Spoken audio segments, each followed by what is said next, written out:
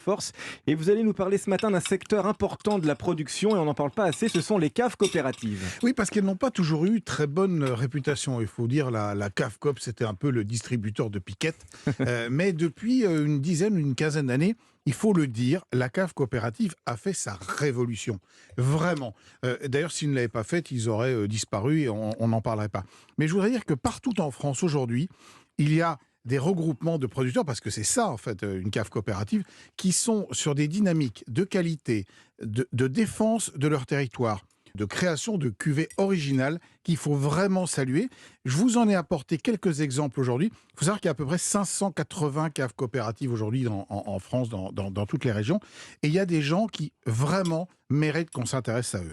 Alors c'est un pan très important de la production, hein. Oui, c'est à peu près 50% de la production de vin en France, hein, sous diverses formes. Alors ça va effectivement du cubi pas terrible à des cuvées vraiment ambitieuses. Alors regardez, Oui, expliquez-nous. on va aller se balader de la Champagne. Alors la Champagne, par exemple, des marques qu'on connaît, hein, Deveau ou Nicolas Feuillatte, par exemple, c'est de la cave coopérative. Là, je vous ai apporté une bouteille de Nicolas Feuillatte, ça s'appelle Terroir Premier Cru.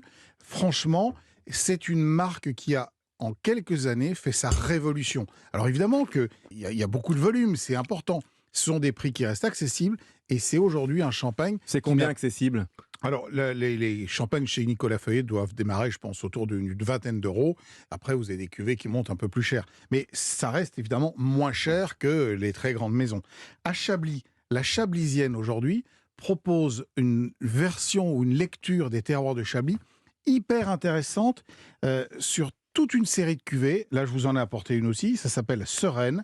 Franchement, c'est nickel. Et puis, un petit clin d'œil aussi pour cette cave, la cave de Plémont, par exemple, qui se trouve dans le sud-ouest et qui met en avant des terroirs et des cépages oubliés. Vous goûtez là un Mansin noir. Franchement, délicieux. vous Ouais, aviez c'est déjà goûté ça. Délicieux. David Non, Cayatte. j'avais jamais goûté ce vin de ma vie.